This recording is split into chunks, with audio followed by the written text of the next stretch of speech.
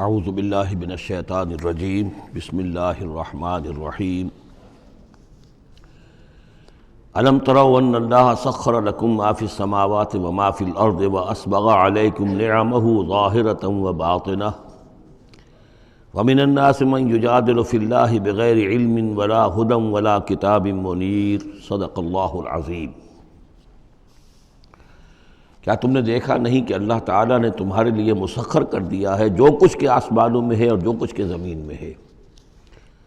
یعنی یہ کہ آسمان کے اندر سورج ہے، چاند ہے، یہ سب تمہاری ضرورتیں بہم پہنچانے میں لگے ہوئے ہیں۔ سورج کی تمازت ہے جس سے تمہاری فصلیں پکتی ہیں، اسی سے ہواؤں کا نظام چل رہا ہے، بارشوں کا برسنا، تو یہ سارا معلوم ہوتا ہے کہ تمہارے لیے یہ سب بستر بچھایا ہے اللہ نے اور ساری تمہاری ضرورتیں پوری کی ہیں۔ وَأَسْبَغَ عَلَيْكُمْ نِعَمَهُ، اور اس نے تم پر اپنی ساری نعمتیں مکمل کر دی ہیں، پوری کر دی ہیں۔ ظاہرۃ و باطنۃ، یہ نعمتیں ظاہری بھی ہیں، باطنی بھی ہیں، جو باہر سے نظر آتی ہیں، دکھتی ہیں، جن کو ہم استعمال کرتے ہیں۔ بہت سی نعمتیں وہ جن کا ہمیں احساس ہی نہیں ہے، ہمارے وجود کے اندر کیا کچھ اللہ تعالیٰ نے ودیعت کیا ہوا ہے اس کا ہمیں پوری طرح احساس بھی نہیں۔ وَمِنَ النَّاسِ مَن يُجَادِلُ فِي اللَّهِ بِغَيْرِ عِلْمٍ، یہ آیت آ چکی ہے سورہ حج میں۔ لوگوں میں سے کچھ ایسے بھی ہیں جو جھگڑتے ہیں اللہ کے معاملے میں یا اللہ کے بارے میں یا اللہ کے احکام کے بارے میں، اللہ کی آیات کے بارے میں، بغیر اس کے کہ بغیر علم کہ ان کے پاس کوئی علم ہو، ولا ہدن، نہ کوئی رہنمائی اور ہدایت ہے، ولا کتاب منیر، نہ کوئی روشن کتاب ہے۔ وَإِذَا قِيلَ لَهُمُ اتَّبِعُوا مَا أَنزَلَ اللَّهُ قَالُوا بَلْ نَتَّبِعُ مَا وَجَدْنَا عَلَيْهِ آبَاءَنَا، اور جب ان سے کہا جاتا ہے کہ پیروی کرو اس کی جو اللہ نے نازل فرمایا ہے، قرآن اتارا ہے، اس کی پیروی کرو، قالوا، وہ کہتے ہیں، بل نتبع ما وجدنا علیہ آباءنا، بلکہ ہم تو پیروی کریں گے اس کی کہ جس کو پر ہم نے پایا ہے اپنے آباء و اجداد کو۔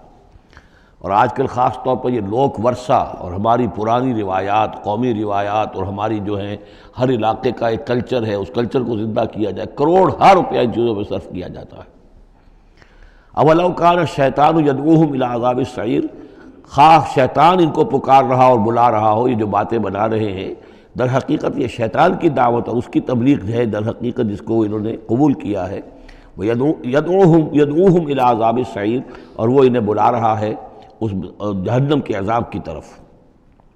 وَمَن يُسْلِمْ وَجْهَهُ إِلَى اللَّهِ وَهُوَ مُحْسِنٌ، اور جس شخص نے اپنا چہرہ اللہ کے سامنے جھکا دیا، تابع فرمان کر دیا اپنے چہرے کو الی اللہ، اللہ کی جانب، وَهُوَ مُحْسِنٌ، اور وہ احسان کی روش اختیار کرے، فَقَدِ اسْتَمْسَكَ بِالْعُرْوَةِ الْوُثْقَىٰ، تو اس نے تو مضبوط تھام لیا ہے، مضبوط کنڈے کو، اس کا ہاتھ پڑ گیا ہے۔ یہ سورہ بقرہ میں بھی یہ الفاظ آئے تھے آیت الکرسی کے فوراً بعد۔ فَمَن يَكْفُرْ بِالطَّاغُوتِ وَيُؤْمِن بِاللَّهِ فَقَدِ اسْتَمْسَكَ بِالْعُرْوَةِ الْوُثْقَىٰ وَإِلَى اللَّهِ عَاقِبَةُ الْأُمُورِ، اور تمام معاملات کا انجام آخر کار اللہ ہی کے ہاتھ میں ہے، اللہ ہی تک اس کو لوٹا دیا جائے گا۔ وَمَن كَفَرَ فَلَا يَحْزُنكَ كُفْرُهُ، اور اے نبی جو کفر کر رہا ہے تو آپ اس کے کفر اور کفر کے لیے جو وہ بھاگ دوڑ کر رہا ہے اس سے آپ پریشان نہ ہو، دلگیر نہ ہو۔ الینا مرجعہم، میری طرف ان سب کو لوٹنا ہے، فننبئہم بما عملوا، ہم انہیں اچھی طرح بتا دیں گے، جتلا دیں گے جو کچھ کہ انہوں نے کیا تھا۔ ان اللہ علیم بذات الصدور، یقیناً اللہ تعالیٰ تو جو کچھ سینوں میں چھپا ہوا ہے اس سے بھی واقف ہے۔ نمتعہم قلیلا، ہم انہیں ذرا تھوڑی دیر کے لیے ساز و سامان دے رہے ہیں، دنیا کے اندر یہ مزے لے لیں، مزے لوٹ لیں۔ ثم نضطرہم الی عذاب غلیظ، پھر ہم انہیں کشاں کشاں لے آئیں گے، کھینچ کر پکڑ کر لے آئیں گے اس عذاب کی طرف جو بہت گاڑھا ہے۔ وَلَئِن سَأَلْتَهُم مَّن خَلَقَ السَّمَاوَاتِ وَالْأَرْضَ لَيَقُولُنَّ اللَّهُ، اور جب اگر آپ ان سے پوچھیں کس نے پیدا کیا آسمان اور زمین تو وہ کہیں گے اللہ نے۔ قُلِ الْحَمْدُ لِلَّهِ، کہیے الحمدللہ، ساری حمد بھی پھر اسی کی ہے۔ بل اکثرہم لا یعلمون، لیکن یہ کہ ان کی اکثریت علم نہیں رکھتی۔ للہ ما فی السماوات والارض، آسمان اور زمین میں جو کچھ ہے وہ اللہ کے لیے ہے، اللہ ہی کا ہے، اللہ کی ملکیت ہے، یہ لام تملیک ہے، اللہ کی ملکیت ہے ہر وہ شے جو بھی کچھ ہے آسمانوں میں اور زمین میں۔ ان اللہ هو الغنی الحمید، یقیناً وہ غنی ہے، اسے کوئی احتیاج نہیں، اور حمید ہے، بڑی خوبیوں والا ہے، اپنی ذات میں ستودہ صفات ہے۔ وَلَوْ أَنَّ مَا فِي الْأَرْضِ مِنْ شَجَرَةٍ أَقْلَامٌ، اور اگر جتنے بھی زمین میں درخت ہیں وہ قلم بن جائیں، والبحر، اور سمندر جو ہے وہ سیاہی بن جائے، جیسے میں یہ مضمون سورہ کہف میں بھی آ چکا ہے۔ قل لو کان البحر مدادا لکلمات ربی ولنفد البحر قبل ان تنفد کلمات ربی ولو جئنا بمثلہ مددا، اگر پورا سمندر جو ہے میرے رب کے کلمات کو لکھنے کے لیے سیاہی بن جائے تو وہ سیاہی سمندر ختم ہو جائے گا، لیکن یہ کہ میرے رب کے کلمات ختم نہیں ہوں گے چاہے اتنا ہی سمندر اور لے آیا جائے۔ وہی مضمون یہاں بھی آ رہا، اور یہ بات نوٹ کی ہے، میں نے کئی مرتبہ آپ کو بتائی ہے کہ اہم مضامین قرآن مجید میں کم سے کم 2 جگہ ضرور ملتے ہیں۔ ولو، اب وہاں پر صرف سیاہی کا تذکرہ تھا، یہاں سیاہی کے ساتھ قلم۔ ولو ان ما فی الارض من شجرۃ اقلام، اگر جتنے بھی درخت زمین میں ہیں وہ سب کے سب قلم بن جائیں۔ والبحر، اور سیاہی جو ہے یہاں پہ اب محذوف سمجھیے مدادن، اور بحر جو ہے سمندر جو ہے وہ سیاہی کی شکل اختیار کر لے۔ یمدہ من بعدہ سبعۃ ابحر، اور اس سیاہی کو پھر مزید پھیلائے اور بڑھائے 7 سمندر اور اس کے اندر جو ہے ڈال دیے جائیں۔ ما نفدت کلمات اللہ، اللہ تعالیٰ کی کلمات ختم نہیں ہوں گے۔ اور یہ میں عرض کر چکا ہوں، اس سے مراد کیا ہے کہ ہر شے جو اس کائنات میں ہے اللہ تعالیٰ کے کلمہ کن کا ظہور ہے۔ تو گویا کہ یہ تمام مخلوقات جو ہے کلمات اللہ ہے۔ اس اعتبار سے ظاہر بات ہے کہ احصاء کرنا ممکن ہی نہیں، اور آج کچھ نہ کچھ ہمیں اندازہ ہے کہ یہ کائنات کتنی وسیع و عریض ہے۔ ابھی تک بڑی سے بڑی ٹیلیسکوپس ایجاد کرنے کے باوجود trillions and trillions and trillions of light years تک تو ہم نے دیکھ لیا ہے، لیکن کائنات کا سرا ابھی ہمیں نظر نہیں آیا کہ یہ شروع کہاں ہوتی ہے ختم کہاں ہوتی ہے۔ تو اس سے اندازہ کریں اللہ تعالیٰ کی خلاقی کا اور اس کی مخلوقات کتنی ہیں۔ تو وہ جتنے بھی کلمات کن ہیں، اگر ان کو لکھنے کے لیے تمام جو ہے زمین کے درخت وہ قلم بن جائیں اور تمام سمندر جو ہیں وہ سیاہی بن جائیں اور 7 سمندر اور بھی اس میں ایڈ کر دیے جائیں، تب بھی یہ کہ اللہ کے کلمات ختم نہیں ہوں گے۔ ان اللہ عزیز الحکیم، یقیناً اللہ تعالیٰ زبردست ہے، حکمت والا۔ اب ادھر تو اس میں تو اللہ تعالیٰ کی تخلیق کی وسعت اور عظمت کا تذکرہ ہو گیا، اب اس کا جو اس کے انتظام کا معاملہ، اس کی تدبیر جو ہے اس میں کس قدر یسر ہے، کتنی آسانی ہے، کتنی سہولت ہے اس کے لیے۔ یعنی اس کائنات کو جیسے کہ سورہ بقرہ میں آیت الکرسی میں بھی آیا تھا وَلَا يَئُودُهُ حِفْظُهُمَا، یہ آسمانوں اور زمین کی حفاظت اس پر کوئی بھاری نہیں ہے، مشکل نہیں ہے، اس کو جو ہے اس کے تھامنے میں، اس کے چلانے میں کوئی اس کے لیے یہ کام بوجھل نہیں ہے، وزنی نہیں ہے۔ وَلَا يَئُودُهُ حِفْظُهُمَا وَهُوَ الْعَلِيُّ الْعَظِيمُ، تو اسی کو یہاں فرمایا مَا خَلْقُكُمْ وَلَا بَعْثُكُمْ إِلَّا كَنَفْسٍ وَاحِدَةٍ، تم سب کو پیدا کرنا اور تم سب کو دوبارہ پیدا کر لینا اللہ تعالیٰ کے لیے ایسے ہی جیسے ایک نفس کا پیدا کر دینا، اللہ کے لیے یہ اتنا یسیر ہے۔ ان اللہ سمیع بصیر، یقیناً اللہ تعالیٰ سمیع ہے اور بصیر ہے۔ تو گویا کہ ایک ہے اللہ کی تخلیق کی وسعت و عظمت، وہ تو کلمات الہی، اور ایک ہے اللہ تعالیٰ پر یہ کتنا ہلکا ہے، اہون علیہ، یہ اس کے لیے بہت آسان ہے، یسر اور سہولت اللہ تعالیٰ اس کے انتظام کو اور اس کو جو لے کر چل رہا ہے اس پر بھاری نہیں۔ الم تری ان اللہ یولج اللیل فی النہار، کیا تم دیکھتے نہیں کہ اللہ تعالیٰ رات کو پرو لاتا ہے دن میں، ویولج النہار فی اللیل، اور دن کو پرو لاتا ہے رات میں۔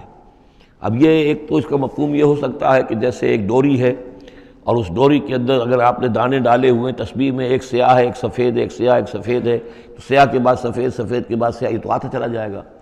ایک یہ ہے کہ کبھی دن بڑھتا ہے اور رات گھٹتی ہے، گویا کہ دن جو ہے رات میں داخل ہو رہا ہے، کبھی رات بڑھنے لگتی ہے دن گھٹنے لگتا ہے، گویا کہ دن جو ہے وہ رات کو انکروچ کر رہا ہے، رات کے حصے کو گویا کہ اس نے قبضے میں کر لے لیا ہے۔ تو اس طریقے سے اللہ تعالیٰ پرو دیتا ہے رات کو دن میں، دن کو رات میں۔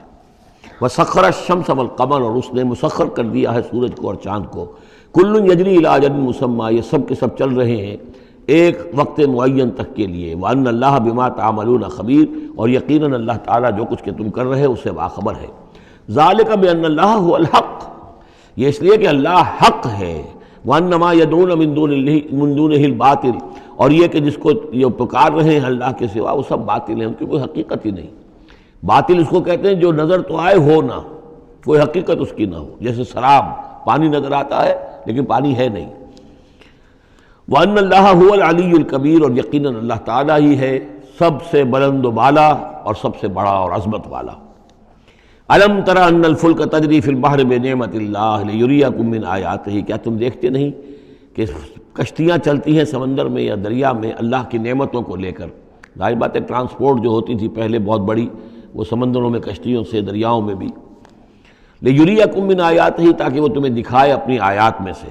ان فی ذلک لآیات لکل صبار شکور، یقیناً اس میں آیات ہیں لیکن کس کے لیے؟ ان سب لوگوں کے لیے جو صبر کرنے والے ہیں، شکر کرنے والے ہیں۔ صبار یہ بھی مبالغے کا صیغہ ہے، فعال کے وزن پر، بہت صبر کرنے والا۔ شکور فعول کے وزن پر ہے، بہت زیادہ شکر کرنے والا۔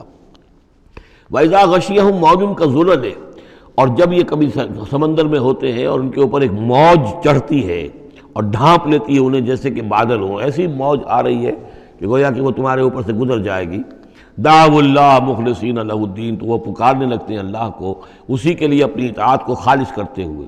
فلما نجاہم من البر، اور جب اللہ انہیں نجات دے کر لے آتا ہے خشکی پر، فمنہم مقتصد، تو ان میں سے کچھ وہ لوگ ہیں کہ جو بیچ کی چال پر چلتے ہیں، یعنی یہ کہ اکثر و بیشتر جو ہیں وہ پھر شرک کی راہ اختیار کر لیتے ہیں۔ وما یجحد بآیاتنا الا کل ختار کفور، اور ہماری آیات کا انکار نہیں کرتے مگر وہی جو قول کے جھوٹے ہیں اور ناشکرے ہیں۔ یا ایھا الناس اتقوا ربکم واخشوا یوما، اے لوگو اپنے رب کا تقوی اختیار کرو اور ڈرو اس دن سے، لا یجزی والد عن ولدہ، جس دن کوئی والد اپنے بیٹے سے کسی شے کو دور نہیں کر سکے گا، بچا نہیں سکے گا کسی بھی چیز سے، ولا مولود هو جاز عن والدہ شیئا، اور نہ ہی بیٹا جو ہے وہ اپنے باپ سے کوئی شے دور کر سکے گا، کوئی کسی کے کام نہیں آئے گا، نہ باپ بیٹے کے نہ بیٹا باپ کے، تو باقی سارے رشتے جو ہیں وہ تو اس کے بعد ثانوی ہیں۔ ان وعد اللہ حق، یہاں وہ آیت بھی یاد آ گئی ہوگی آپ کو، یا بنی اسرائیل اذکروا نعمتی التی انعمت علیکم انی فضلتکم علی العالمین واتقوا یوما لا تجزی نفس عن نفس شیئا ولا یقبل منها شفاعۃ ولا یؤخذ منها عدل ولا هم ینصرون۔ یا ایھا الناس اتقوا ربکم واخشوا یوما لا یجزی والد عن ولدہ ولا مولود هو جاز عن والدہ شیئا ان وعد اللہ حق، اللہ کا وعدہ سچا ہے، شدنی ہے، اٹل ہے، ہو کر رہے گا، قیامت آ کر رہے گی، جزا و سزا ہو کر رہے گی۔ فلا تغرنکم الحیات الدنیا، تو دیکھو تمہیں نہ دھوکے میں ڈال دے یہ دنیا کی زندگی، تم اسی کے اوپر ریجھ جاؤ، اسی میں مگن ہو جاؤ، اسی میں گم ہو جاؤ، تو گویا کہ یہ تمہارے لیے پھر دھوکے کی ٹٹی بن گئی کہ اصل زندگی سے تمہیں جو ہے ذہناً جو ہے اس نے غافل کر دیا۔ ولا یغرنکم باللہ الغرور، اور دیکھنا وہ دھوکے باز تمہیں اللہ تعالیٰ کی شان غفاری کے حوالے سے دھوکہ نہ دے۔ یہ شیطان آ کر یہ بھی کہتا ہے کہ اللہ تو بڑا غفار ہے، تم نے کیا کیا، کچھ چھوٹے سے گناہ تھوڑے سے کیے، اللہ کی مغفرت تو بہت وسیع ہے، خامخواہ کاہے کو گھبراتے ہو، کاہے کو توبہ کرتے ہو۔ تو یہ جو ہے اللہ کی رحیمی، اللہ کی شان غفاری کا حوالے سے دھوکے میں دینا انسان کو۔ ولا یغرنکم باللہ الغرور ان اللہ عندہ علم الساعہ، اللہ ہی ہے کہ جس کے پاس ہے قیامت کا علم کہ قیامت کب آئے گی۔ ساعہ اور قیامہ، اس کے فرق کو ذہن میں رکھیے۔ گھڑی وہ معین گھڑی جب کہ زلزلہ ہوگا اور یہ اجرام سماویہ جو ہیں وہ ایک دوسرے سے ٹکرائیں گے اور پہاڑ جو ہیں روئی کے گالوں، یہ ساعہ ہے جس میں کہ ہلاکت ہوگی دنیا کی آخری۔ اور پھر باس بادل موت کے بعد جو دن آنا ہے وہ قیامہ ہے۔ قیام کہتے ہیں کھڑے ہونے کو، اس دن کھڑے ہوں گے لوگ اور حاضر ہوں گے اپنے رب کے حضور میں۔ تو عام طور پر ہم قیامت کا لفظ جب بولتے ہیں تو ساعت کی جگہ پر بولتے ہیں۔ قرآن کی جو پرٹیکولر اپنی ٹرمینالوجی ہے اس میں یہ ساعہ ہے، وہ گھڑی کہ جس میں ہلچل ہوگی اور یہ جو بھی کچھ ہونا ہے جس کا کہ نقشہ کھینچا گیا، القاریہ والقاریہ وما ادراک ما القاریہ، یہ ہے الساعہ۔ لیکن پھر جب باس بعد الموت کے بعد جب کھڑے ہونا ہے قبروں سے نکل کر اللہ کے حضور میں، تو یہ ہوگا قیامہ، کھڑے ہونے کا دن۔ ان اللہ عندہ علم الساعہ، وہ ساعت کب آئے گی اس کا علم صرف اللہ کے پاس ہے۔ وَيُنَزِّلُ الْغَيْثَ، وہی بارش برساتا ہے۔ وَيَعْلَمُ مَا فِي الْأَرْحَامِ، وہ جانتا ہے جو کچھ کے رحموں میں ہے، ماں کے پیٹ میں کیا ہے وہ جانتا ہے۔ وَمَا تَدْرِي نَفْسٌ، اور کوئی جان نہیں جانتی ماذا تکسب غدا، کہ کل وہ کیا کمائی کرے گی۔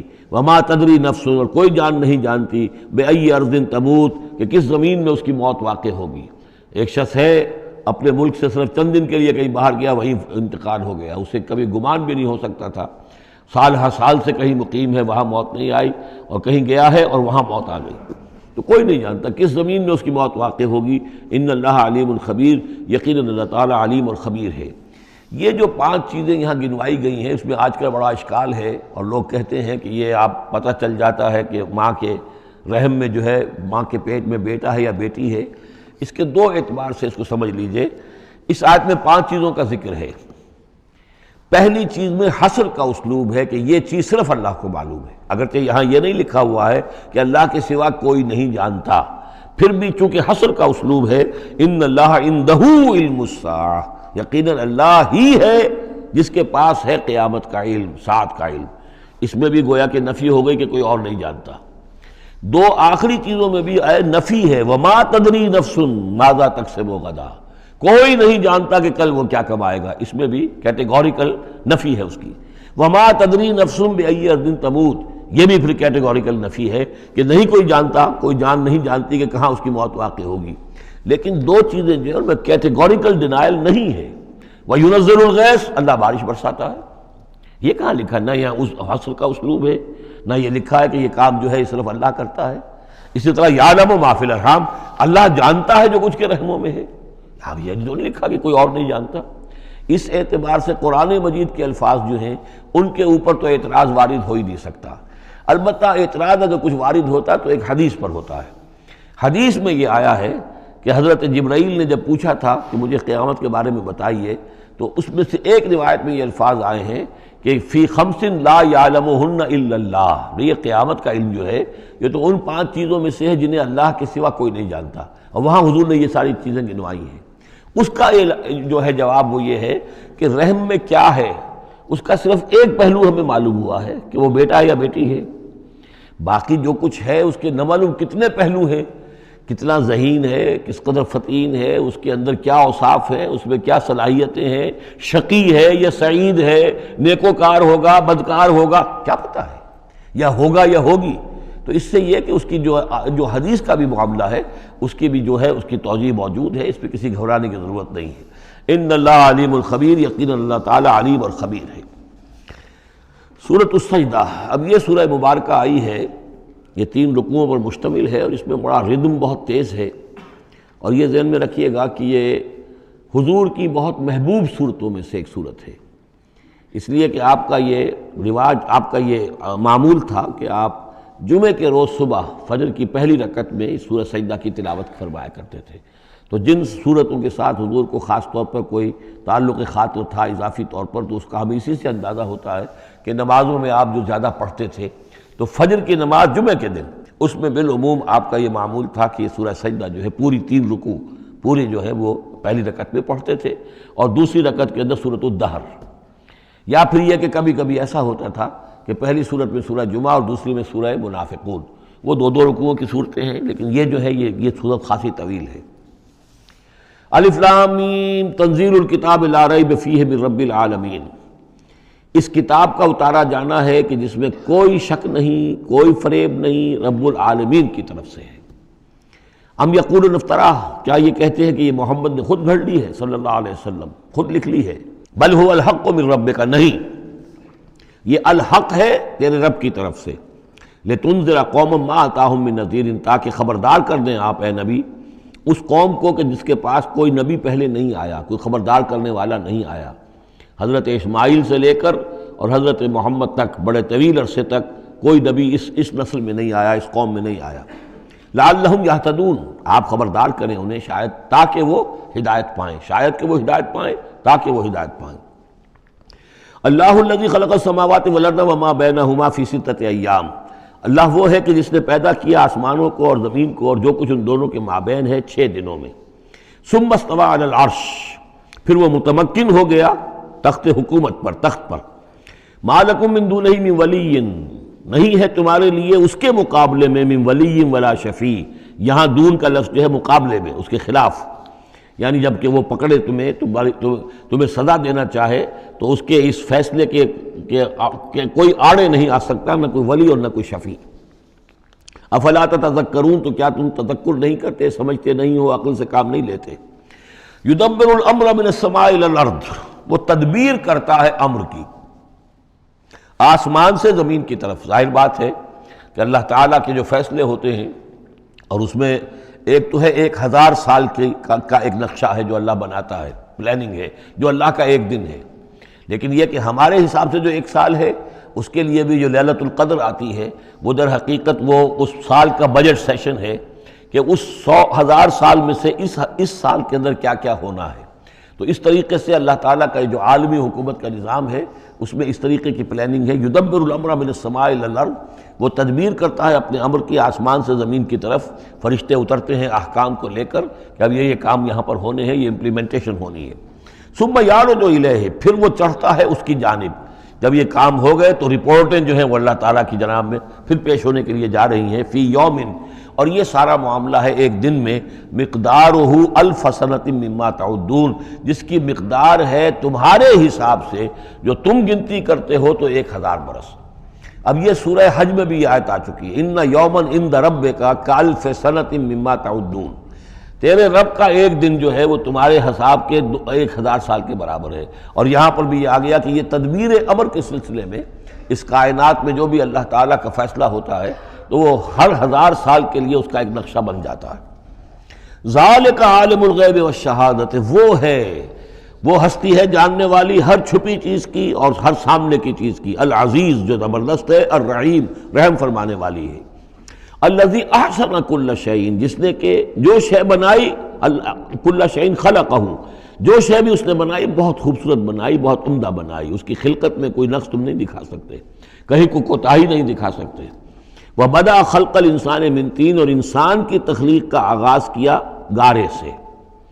یہ تخلیق کا آغاز تو گارے سے ہوا، یا تو یہ کہ وہ آدم کی تخلیق جو ہے وہ جو جن مراحل سے ہو کر گزری ہے تو ہم کئی دفعہ دیکھ چکے ہیں، یا جیسے کہ میں نے سورہ مومنون کے شروع میں عرض کیا کہ خود ہر انسان کی بھی جو تخلیق ہو رہی ہے اس کا بھی اصل تو جو ہے کہ باپ کے جسم میں جو نطفہ بن رہا ہے تو وہ بھی تو ظاہر بات ہے کہ زمینی جو غذا ہیں اور وہ مٹی ہی کی کشید جو ہے وہی چیزیں ہیں کہ جس کے ذریعے سے وہ اس کا نطفہ بنتا ہے.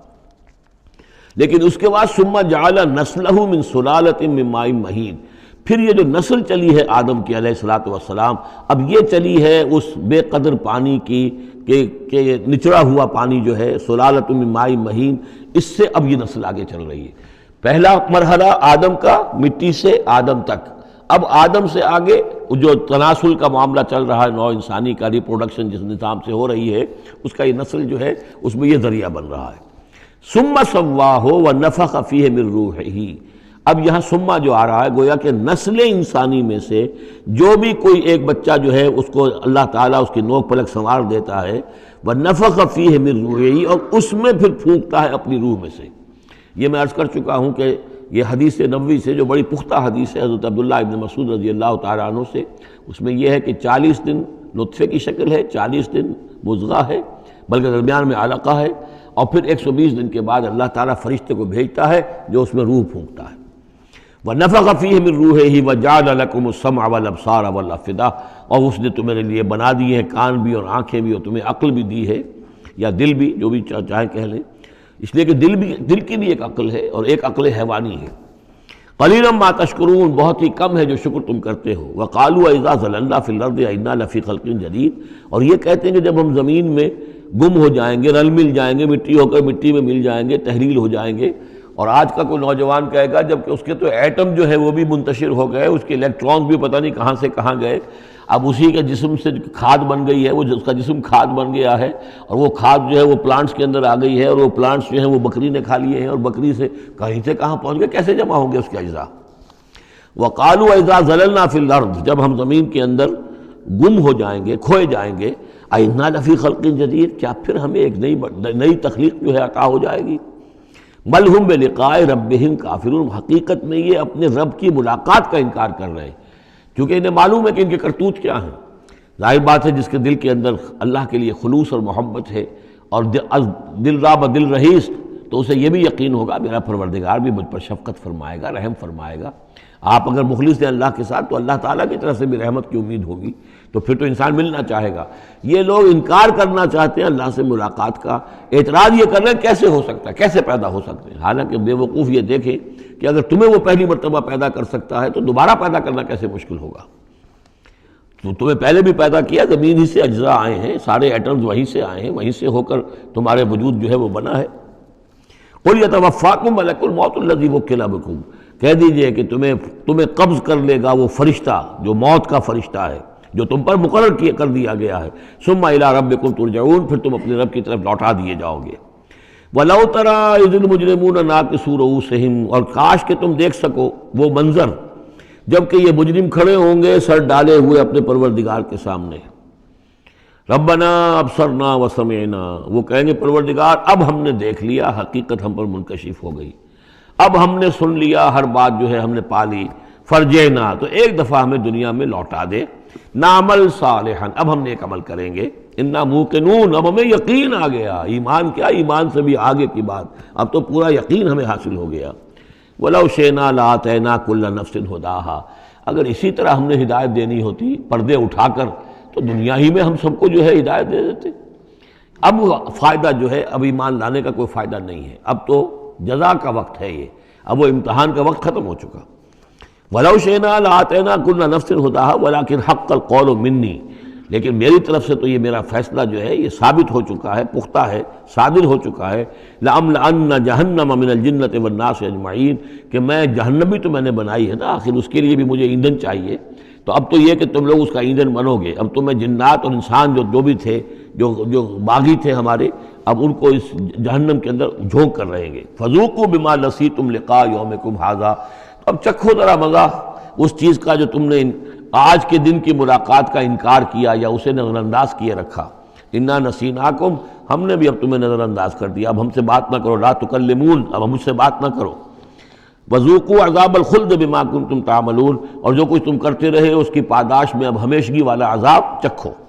انما یؤمن بآیاتنا الذین اذا ذکروا بہا، میری ایمان رکھنے والے تو ہماری آیات پر وہ لوگ ہیں کہ جب انہیں ہماری آیات کے ذریعے سے تذکیر کی جاتی ہے، نصیحت کی جاتی ہے، انہیں سنائی جاتی ہے، خروا سجدا، وہ سجدے میں گر پڑتے ہیں، وسبحوا بحمد ربہم، اور وہ اپنے پروردگار کی حمد کے ساتھ تسبیح کرتے ہیں، وہم لا یستکبرون، اور وہ گھمنڈ نہیں کرتے، تکبر نہیں کرتے۔ یہ آیت سجدہ ہے۔ تتجافی جنوبہم عن المضاجع، رات کے اوقات میں ان کے پہلو بستروں سے دور رہتے ہیں، علیحدہ رہتے ہیں رات کو۔ یبیتون لربہم سجدا وقیاما، ایک تو وہ شخص ہے کہ جو ساری رات پڑا سوتا رہتا ہے، اور ایک وہ ہے کہ جو وقفے وقفے سے اٹھتا ہے، اللہ کو یاد کرتا ہے، کبھی کھڑا ہے کبھی سجدہ کر رہا ہے۔ تو ان کے پہلو جو ہیں وہ ان کے بستروں سے علیحدہ رہتے ہیں۔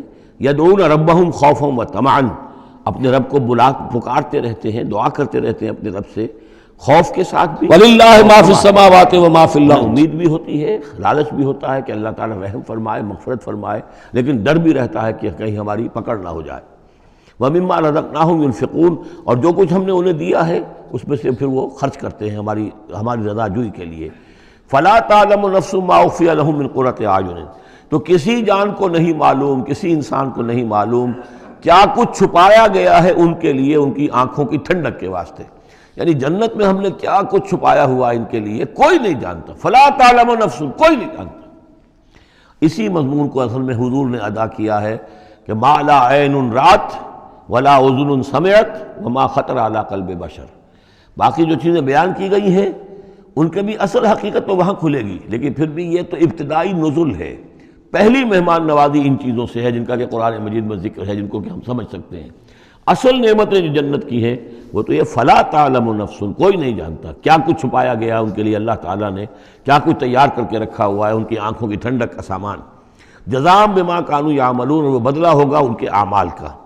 افمن کان مومنا کمن کان فاسقا، تو بھلا ایک شخص کہ جو مومن ہے کیا وہ ایسا ہو جائے گا جیسے فاسق ہو؟ کیا ان کا انجام برابر ہوگا؟ لا یستوون، نہیں وہ برابر نہیں ہو سکتے۔ اما الذین آمنوا وعملوا الصالحات، یقیناً وہ لوگ جو ایمان لائے اور جنہوں نے نیک عمل کیے، فلہم جنات الماوا، ان کے لیے تو وہ باغات ہیں جہاں ان کو ٹھکانہ دیا جائے گا۔ نزلا بما کانوا یعملون، اور یہ ہوگی ان کی ابتدائی مہمان نوازی۔ نزل عربی میں کہتے ہیں مہمان جیسے ہی آئے، نزیل اترا ہے وہ اپنی سواری سے، گھوڑے سے آیا ہے، اونٹ پر آیا ہے، آپ کے دروازے کے سامنے آ کر وہ اترا ہے، اونٹ کو بٹھایا ہے اس سے اترا ہے، یا آج کار سے اتر رہا ہے، تو اب یہ نزیل ہے اس وقت۔ اس نزیل کے لیے نزل فوری طور پر، موسم کے اعتبار سے ٹھنڈا ہے یا گرم ہے، آپ فوری طور پر لاتے ہیں، یہ نزل ہے۔ پھر وہ اب آپ کے پاس ٹھہر گیا ہے، آپ نے اس کے لیے کمرے کا بندوبست کیا ہے، وہ وہاں پر اس نے استراحت کی ہے، اب آپ نے اہتمام کے ساتھ اس کے لیے کھانا تیار کروایا، یہ ہے ضیافت، ضیف اب بنا ہے وہ۔ تو جیسے آیا ہے وہ نزیل ہے، اور جب گھر میں آپ کے ٹھہر گیا تو اب ضیف ہے، وہ پھر ضیافت ہوگی۔ تو وہ چیزیں جو ہیں ما لا عین رأت ولا اذن سمعت وما خطر علی قلب بشر، یہ اصل میں ضیافت خداوندی ہے، اور یہ نزل ہے جس کا ذکر قرآن مجید میں اس تفصیل سے آیا ہے۔ وَأَمَّا الَّذِينَ فَسَقُوا فَمَأْوَاهُمُ النَّارُ، اور جو لوگ سرکش تھے اور جنہوں نے نافرمانی کی تھی ان کا ٹھکانہ آگ ہے۔ كُلَّمَا أَرَادُوا أَن يَخْرُجُوا مِنْهَا، جب بھی وہ چاہیں گے کہ وہاں سے نکل بھاگیں، اعیدوا فیہا، پھر انہیں اسی میں لوٹا دیا جائے گا، وقیل لہم ذوقوا عذاب النار الذی کنتم بہ تکذبون، اور ان سے کہا جائے گا چکھو اب مزہ اس عذاب کا، آگ کے عذاب کا جس کو تم جھٹلاتے رہے تھے۔ وَلَنُذِيقَنَّهُم مِّنَ الْعَذَابِ الْأَدْنَىٰ دُونَ الْعَذَابِ الْأَكْبَرِ لَعَلَّهُمْ يَرْجِعُونَ۔ یہ ہے آیت نمبر 21 اس سورہ مبارکہ کی، اور آیت نمبر 41 تھی سورہ الروم کی۔ ظہر الفساد فی البر والبحر بما کسبت ایدی الناس لیذیقہم بعض الذی عملوا لعلہم یرجعون۔ ہم لوگوں کے کرتوتوں کے کچھ اعمال کی سزا دنیا میں دے دیتے ہیں، شاید کہ یہ جاگ جائیں، ہوش میں آ جائیں اور یہ لوٹ آئیں، پلٹ آئیں، توبہ کریں۔ یہاں فرمایا ہم لازماً انہیں چکھائیں گے مزہ چھوٹے عذاب کا، ادنا، عذاب الادنا، دون العذاب الاکبر، اس بڑے عذاب سے پہلے پہلے، لعلہم یرجعون، شاید کہ یہ جاگ جائیں، شاید کہ ہوش میں آ جائیں، شاید کہ لوٹ جائیں، شاید کہ توبہ کریں۔ یہ بات جو ہے آ چکی ہے کہ رسول جب بھی بھیجے جاتے تھے تو اللہ تعالیٰ کی طرف سے اس قسم کی تنبیہات کا سلسلہ آتا تھا تاکہ لوگ بیدار ہیں۔ وَمَنْ أَظْلَمُ مِمَّنْ ذُكِّرَ بِآيَاتِ رَبِّهِ ثُمَّ أَعْرَضَ عَنْهَا، اس سے بڑھ کر ظالم کون ہوگا جس کو نصیحت کی گئی اب اس کے رب کی آیات کے حوالے سے پھر بھی اس نے اعراض کیا۔ یعنی ایک تو نصیحت کوئی کر رہا ہے، وہ اپنا جو فلسفہ بھگار رہا ہے یا کوئی اپنی عقل لڑا رہا ہے، اپنی منطق لڑا رہا ہے، ایک یہ کہ اللہ کی آیات کے ذریعے سے تذکیر کر رہا ہے، پھر بھی اس سے اعراض کریں۔ ثم اعرض عنہا انا من المجرمین منتقمون، ایسے مجرموں سے تو ہم انتقام لے کر رہیں گے۔ وَلَقَدْ آتَيْنَا مُوسَى الْكِتَابَ فَلَا تَكُنْ فِي مِرْيَةٍ مِّن لِقَائِهِ، اور ہم نے موسیٰ کو کتاب دی تھی، اور یہ جملہ متردہ بیچ میں آیا ہے کہ اے نبی آپ بالکل شک میں نہ رہیے اس کی ملنے سے یا اس کی ملاقات کے۔ اس کا ایک ترجمہ یہ کیا گیا ہے کہ شب معراج میں حضرت موسیٰ سے بھی حضور کی ملاقات ہوئی تھی، تو اس کی طرف اشارہ ہے کہ آپ کی جو ملاقات ہوئی تھی وہ موسیٰ ہی سے ہوئی تھی، اس میں کوئی شک نہ کیجیے۔ لیکن زیادہ جو قرین قیاس ہے اور جو سیاق و سباق کے ساتھ مناسبت رکھتا ہے وہ یہ ہے، تو اے نبی آپ بالکل کوئی شک نہ رکھیں اس بات میں کہ جو کتاب موسیٰ کو دی گئی تھی وہ واقعتاً اللہ کی طرف سے تھی، کتاب کا ملنا اللہ کی طرف سے تھا، اور اس قرآن کا ملنا جو آپ کو ملی ہے یہ بھی اللہ کی طرف سے ہے۔ اور حضور سے خطاب کرتے ہوئے بھی در حقیقت یہاں پر روح سخن جو ہے وہ لوگوں سے ہے کہ تم کوئی شک نہ کرو کہ تورات اللہ نے ہی دی تھی حضرت موسیٰ کو، اور قرآن اللہ ہی نے دیا ہے محمد کو صلی اللہ علیہ وسلم۔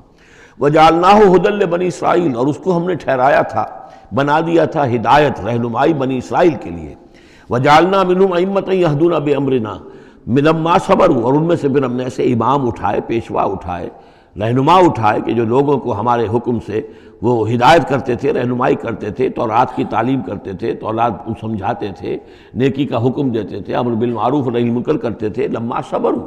لیکن یہ کام وہ کر سکتے تھے جب خود صبر کی روش اختیار کر لیں۔ اگر آدمی اپنی تمام توانائیاں اور قوتیں زیادہ سے زیادہ عیش، زیادہ سے زیادہ دولت جمع کرنے پر کرے گا تو وقت کہاں سے لائے گا ان کاموں کے لیے؟ اور اس کام کے لیے تو ظاہر بات ہے آپ کو بدی پر کسی کو روکنا ہے، ٹوکنا ہے، نہیں منکر کرنا ہے تو کوئی صبر بھی کرنا پڑے گا، کوئی مصیبت بھی آئے گی، کوئی تکلیف بھی آئے گی، کوئی آپ کو ستائے گا بھی، گالیاں دے گا، اور اگر حکومت کے خلاف آپ نے کوئی بات کہی ہے تو حکومت آپ کو سزا دے گی۔ لہذا صبر کے بغیر یہ کام نہیں ہوتے۔ وَجَعَلْنَا مِنْهُمْ أَئِمَّةً يَهْدُونَ بِأَمْرِنَا، اب ہر شخص کے ہم میں سے یہ خواہش پیدا ہونی چاہیے کہ اللہ تعالی ہمیں بھی، اگر بنی اسرائیل میں سے اللہ تعالی نے بہت سے لوگ ایسے اٹھا دیے جن کی یہ تعریف کی جا رہی ہے، جعلنا منہم ائمۃ یہدون بامرنا لما صبروا، اللہ تعالی ہمیں توفیق دے کہ ہم بھی اس امت مسلمہ میں اسی کام کے کرنے والے بن جائیں، تاکہ لوگوں کو خیر کی طرف بلائیں، حق کی طرف دعوت دیں، لیکن اس کے لیے اپنے لیے صبر اختیار کرنا ضروری ہے۔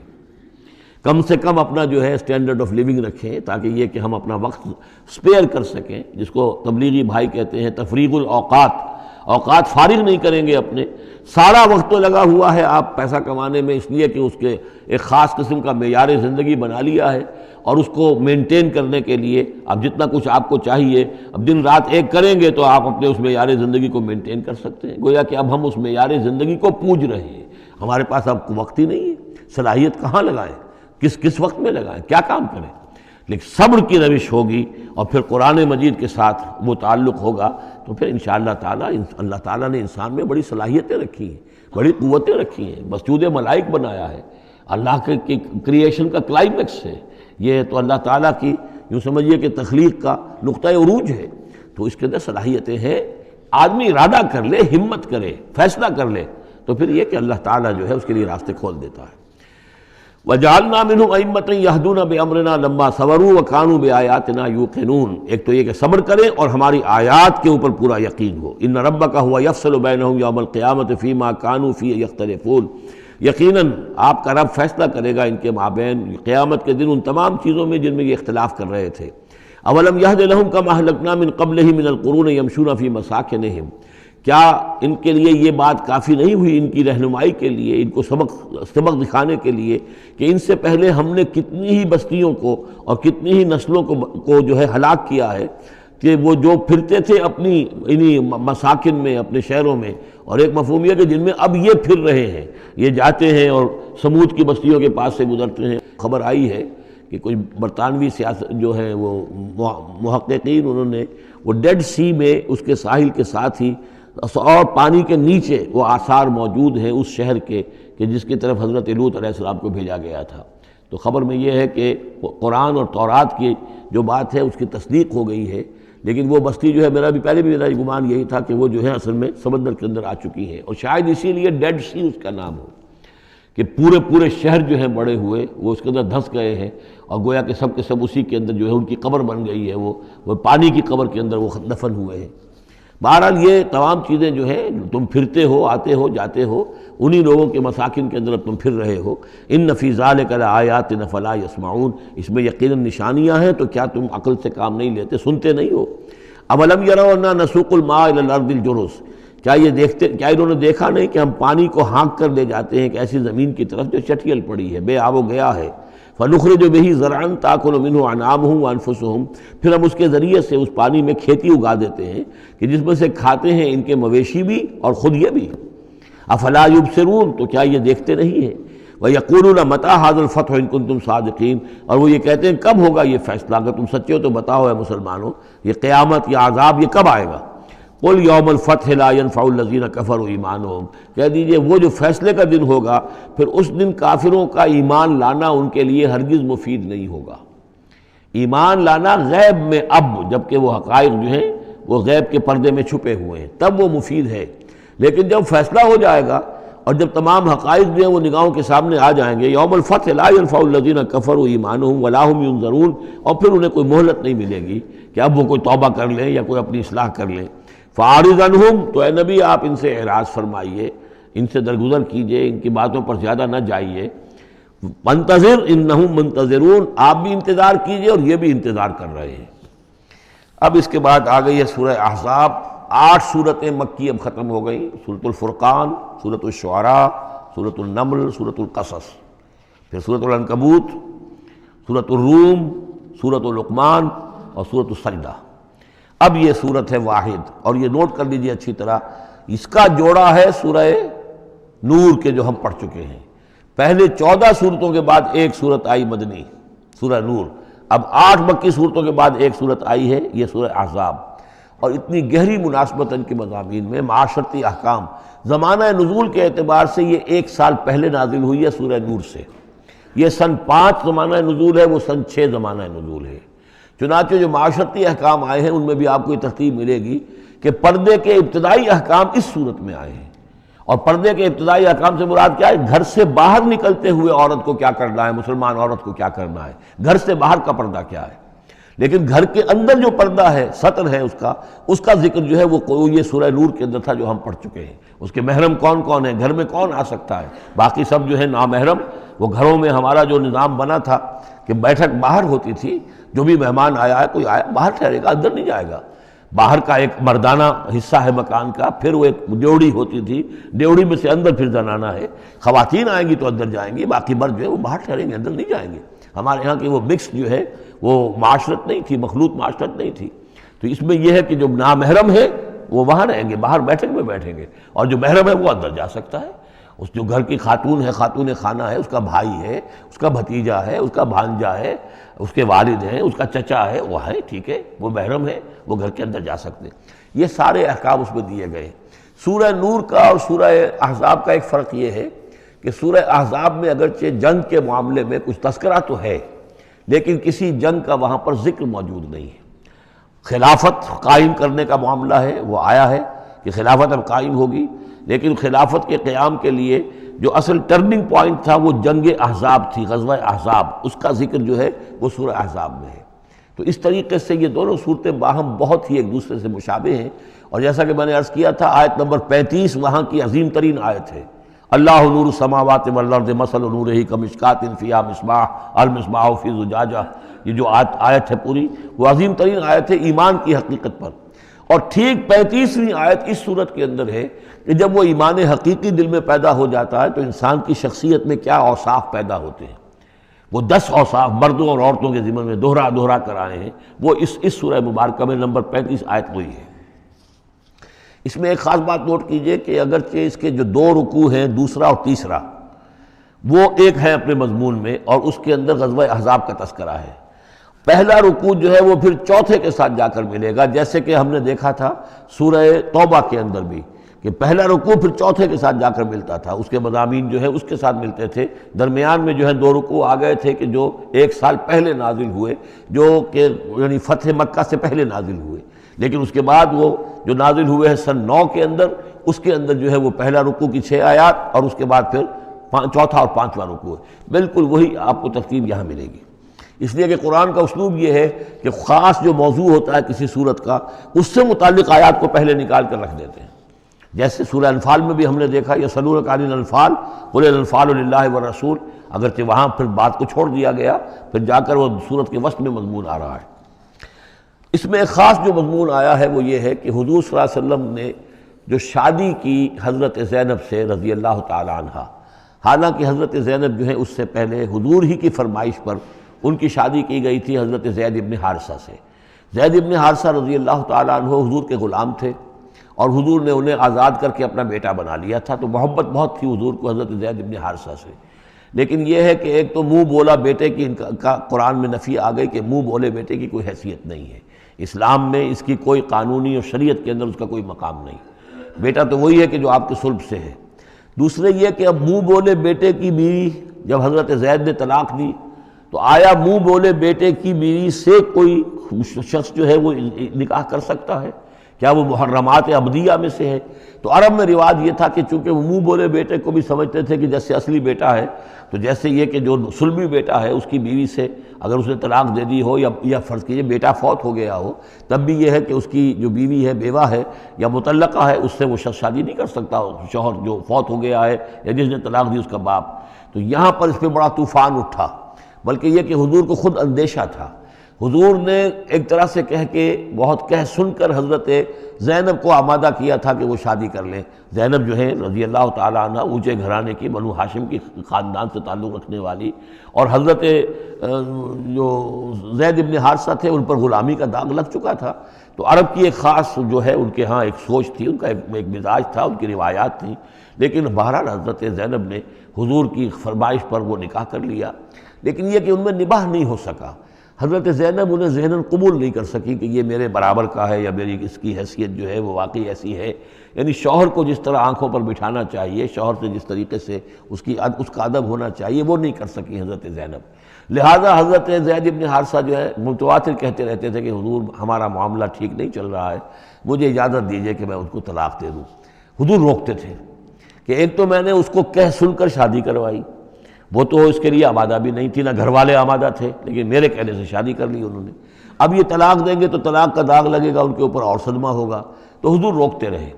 لیکن شاید یہ بھی دل میں آپ کے خیال تھا کہ اگر خدا نہ خواستہ زید نے طلاق دے ہی دی تو پھر زینب کی دل جوئی اس کے بغیر ممکن نہیں ہوگی کہ میں خود پھر ان سے شادی کروں، لیکن میں کیسے شادی کروں گا جبکہ میں نے تو زید کو اپنا منہ بولا بیٹا بھی کہا تھا، تو اس حوالے سے تو سکینڈل بن جائے گا، اور پورے لوگ جو ہیں دشمن تو موجود ہیں، مارے آستین منافقین بھی موجود تھے، وہ اس کو ایک ایشو بنا لیں گے میرے خلاف۔ یہ ہے پس منظر جو پہلے رکوع میں آ رہا ہے۔ یا ایھا النبی اتق اللہ، اے نبی اللہ کا تقوی اختیار کیجئے، ولا تطع الکافرین والمنافقین، اور کافروں اور منافقوں کی باتیں نہ مانیے۔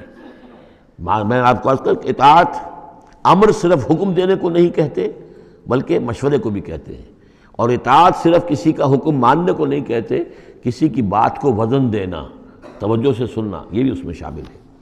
وَلَا تُطِعِ الْكَافِرِينَ وَالْمُنَافِقِينَ، آپ ان کافروں اور منافقین کی بات کا دھیان نہ کریں۔ ان اللہ کان علیما حکیما، یقیناً اللہ تعالی علیم ہے اور حکیم ہے۔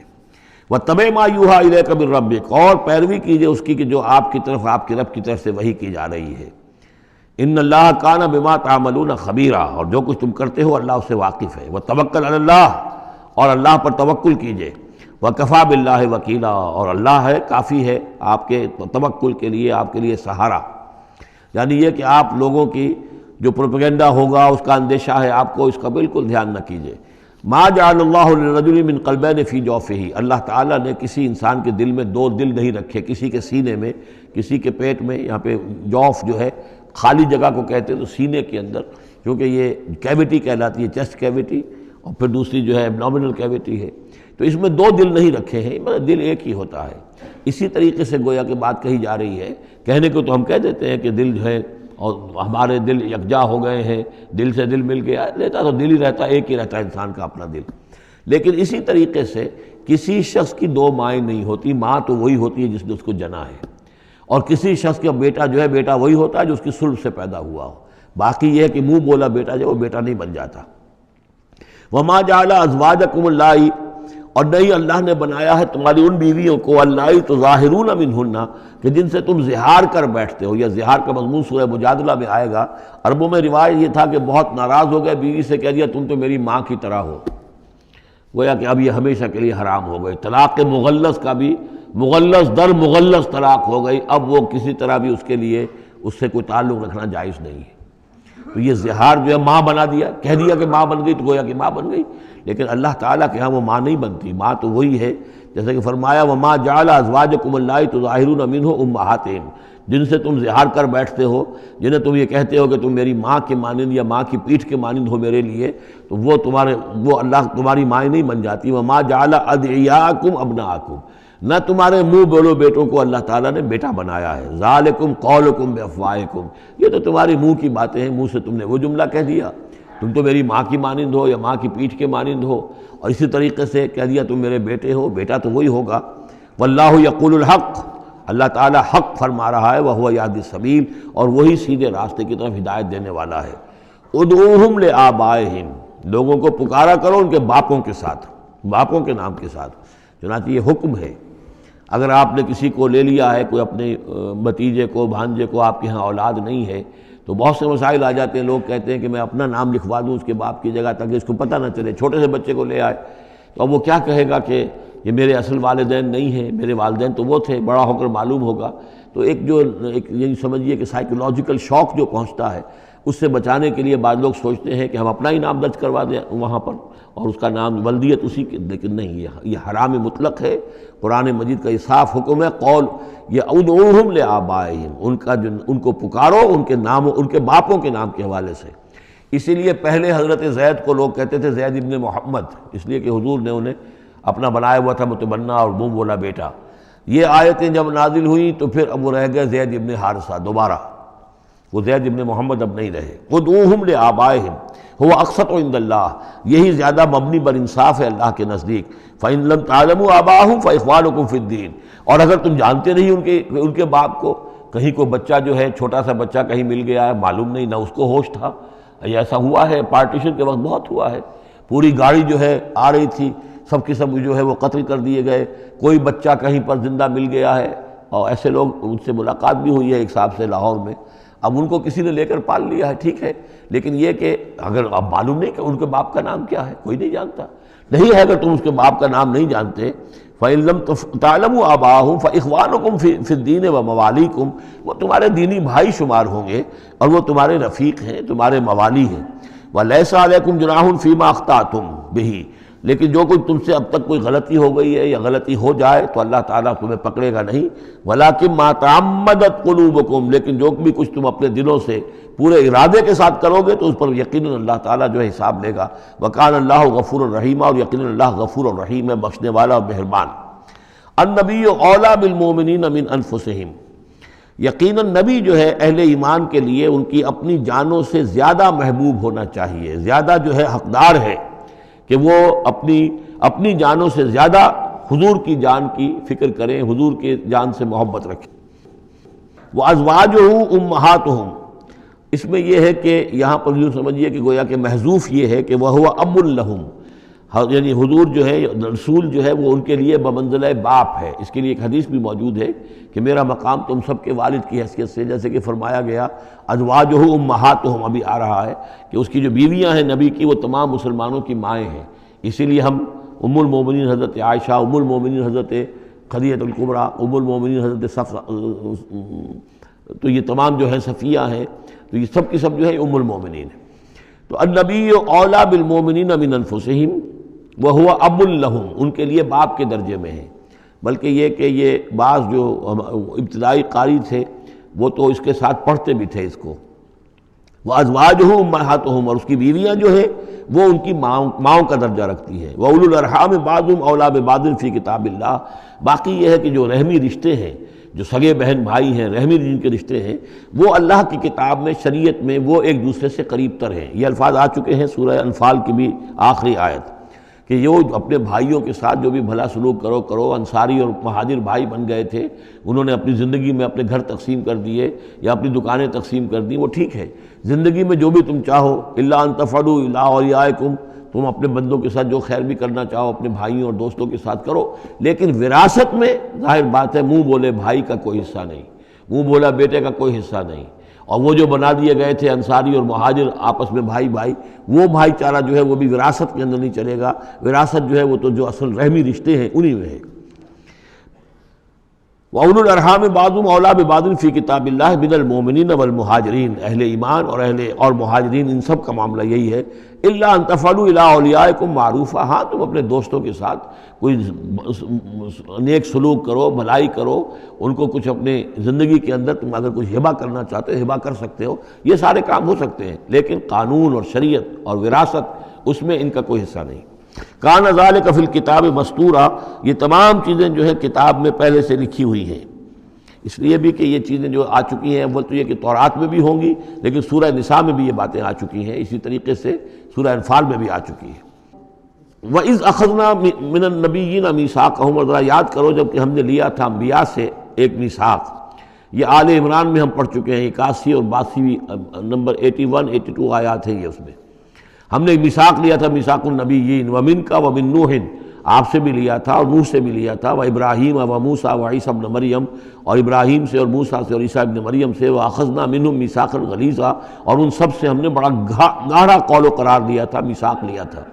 یہ ذکر ہو چکا ہے سورہ آل عمران میں۔ اور یہاں بھی نوٹ کیجئے، اگر ہم یہ نہ مانیں کہ یہ ارواح کا معاملہ ایک علیحدہ وجود ہے اور یہ پہلے پیدا کر دیے گئے تھے، تو میثاق کب لیا گیا؟ ان سب کو کیسے جمع کیا گیا؟ وہ تو ایک میثاق الست جو ہے تمام ارواح سے لیا گیا، الست بربکم۔ پھر ان میں سے جو وہ تھے جنہیں نبوت ملنے والی تھی، روح محمدی بھی موجود تھی اور روح ابراہیم بھی تھی، روح عیسیٰ بھی تھی، یہ ساری ارواح تھی، ان سے پھر ایک ایڈیشنل جو میثاق لیا گیا۔ وہ ظاہر بات ہے کہ جب تک کہ آپ روحانی وجود کا علیحدہ سے ہونا اس کو تسلیم نہیں کرتے، تو قرآن مجید کے یہ سارے مضامین جو ہیں پھر کہیں گے استعارہ ہے، تو استعارہ رہ جائے گا، پھر کوئی حقیقت ثابت نہیں رہے گی۔ لِيَسْأَلَ الصَّادِقِينَ عَنْ صِدْقِهِمْ، تاکہ اللہ تعالیٰ پوچھ لے سچوں سے ان کے سچ کے بارے میں، اور گویا کہ آگے محذوف ہے وَالْكَاذِبِينَ مِنْ كِذْبِهِمْ، اور جو جھوٹے ہیں ان سے ان کے جھوٹ کے بارے میں سوال کر لے، تاکہ اللہ تعالیٰ پوری طرح پوچھ گچھ کر لے سچوں سے ان کے سچ کے بارے میں۔ وَعَدَّ لِلْكَافِرِينَ عَذَابًا أَلِيمًا، اور یقیناً اس نے کافروں کے لیے ایک بہت دردناک عذاب تیار کیا ہوا ہے۔ یہ پہلا رکوع یہاں پر ختم ہو گیا، یہ 8 آیات کا ہے۔ اس کے بعد اب یہ مضمون چلے گا 2 رکوعوں کے بعد چل کر، دوسرے تیسرے کے بعد چوتھے رکوع کے ساتھ۔ ابھی یہ صرف اس کی تمہید ہے کہ اے نبی آپ ان کافروں کا، منافقین کا کوئی اسکینڈل بن جائے گا، کوئی یہ ہو جائے گا، کوئی وہ ہو جائے گا، اس کو اپنے ذہن سے بالکل نکال دیجئے۔ جو اللہ کا حکم ہے اس کے اوپر عمل کیجئے۔ آپ کے لیے وہ نکاح کرنے میں قطعاً کوئی قباحت نہیں ہے، اور اللہ تعالیٰ نے تو گویا کہ آپ کو حکم دے دیا، اس لیے کہ وہ آ جائے گا کہ ہم نے تو وہ شادی آپ کی کر دی ہے، ہمارے حکم سے یہ حضرت زینب کے ساتھ آپ کا نکاح جو ہے طے پا چکا ہے۔ اس کے بعد 2 رکوع جو ہے ان میں ذکر ہو رہا ہے غزوہ احزاب کا۔ ہمارے پاس چند منٹ ہیں تو غزوہ احزاب کا جو تاریخی پس منظر ہے وہ میں بیان کر دیتا ہوں، باقی اس سے آگے ہم پڑھیں گے انشاءاللہ تعالیٰ کل۔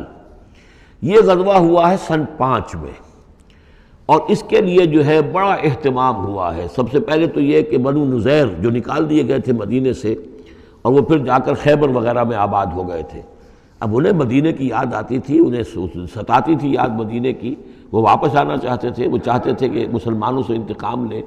تو انہوں نے پھر یہ ہے، اور اس میں خاص طور پر وہ ابو عامر راہب جس کا تذکرہ ہم پڑھ چکے ہیں سورہ توبہ کے اندر، انہوں نے جو ہے بڑی محنت کر کے ایک طرف قریش کو آمادہ کیا کہ وہ حملہ کریں، دوسری طرف یہ ہے کہ جو نجد کے قبائل تھے غطفان وغیرہ ان کو آمادہ کیا۔